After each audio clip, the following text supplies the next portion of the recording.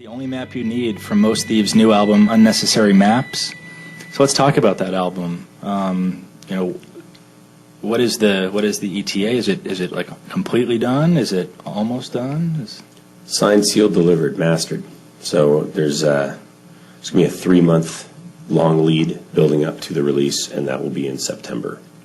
So the promotion starts in June, early June, and then about mid-September we're going to put it out. The exact date is not known yet. Okay. Talk about making it. My understanding is that you guys didn't just go into a studio, but you went a couple extra miles to get this thing done. Yeah, we decided to build our own studio kind of in the middle of the process. Actually, we were already recording the album, and for some reason we thought it'd be a great idea to just go ahead and build a recording studio from the ground up while doing it. That sounds fun. Yeah. It actually is great, and we're really excited to have it. It's beautiful, and it was designed by Eric Rickey, our keyboard player, that engineered the entire record. What made you decide to that's what you needed to do? I think we had kind of hatched the plan. It wasn't necessarily anything that came up during the recording process. It was just kind of part of it. It seemed like a natural progression. We were recording it in a house. It sounded great, and we were really getting amazing results out of it.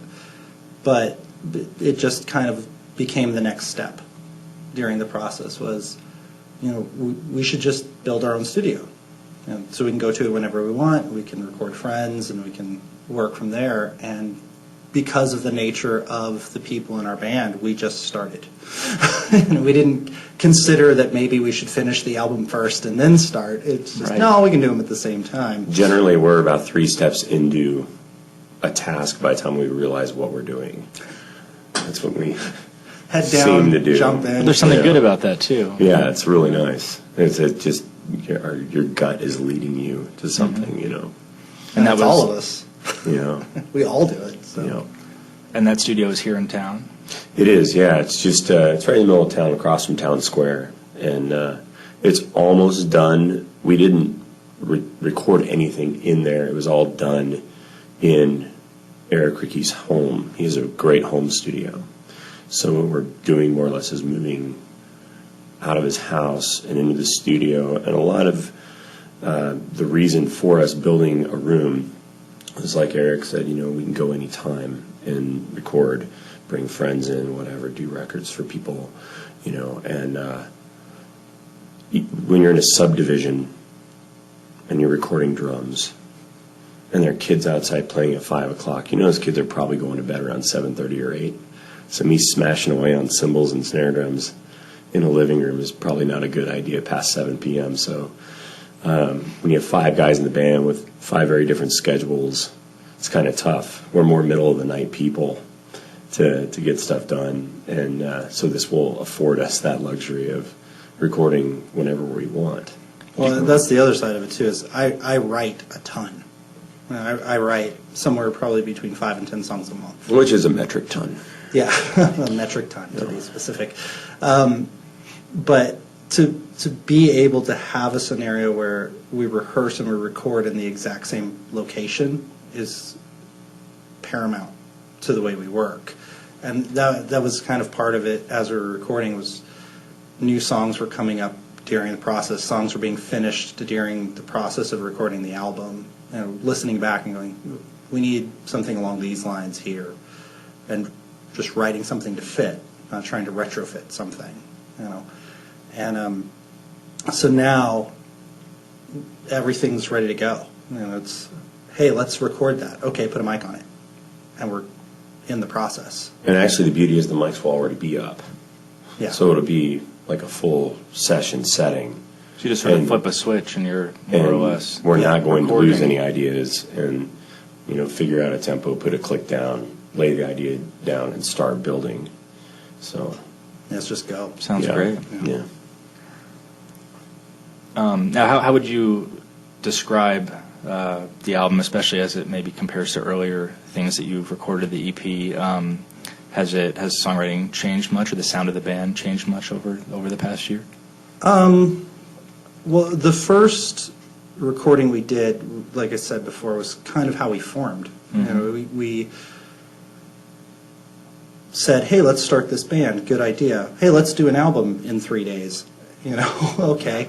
And kind of ran in and built around that. So there was a lot of me being in a room by myself, completing things and bringing it in.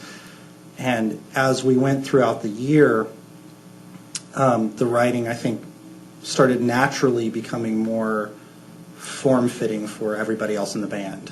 Knowing how Rob was going to play drums on things, knowing how Bobby was going to write his guitar parts against mine, started changing, sculpting the way I wrote. We still work in the same way, but it's more subconscious for me to understand what they're going to do and write things that are maybe more fitting or appropriate for them. And it's definitely a lot easier as we bring up new things. They come out far faster, in a band setting. I think there's, one early thing with us was the first set of songs was very atmospheric, and there were a lot of quiet songs, and there's still that element for sure, but I think kind of the louder, more bombastic side has really shown up on the album in spades. There's a lot more of that Cool. sound, the sound of like our song Prometheus kind of starting to come in other forms and other songs. And when we got back from the UK, it was a lot of, like I said, me examining what we had and what we had intended on recording and kind of what I felt like we were missing, and writing those elements into it to make it a full picture. It's complete. That's probably the best way to put it, is it feels complete. I can't wait to hear it, and I'm sure we're going to hear some of those songs tonight. Let's take another break here for a second. And last year's Yeah, it was great. I was there for that, and that was actually the first show I'd ever been at in this room. Was last year's party, just to see them, which was a lot of fun. And Sean Vlaros, their keyboard player and guitar player, is my best friend, and we've all kind of been intertangled with them quite a bit. Mm-hmm. So we love them. And Kid Meets Cougar. I mean, the show is insane what they've done and how hard they've worked on that show, and the amount of effort and thought and scope that was put into that, production.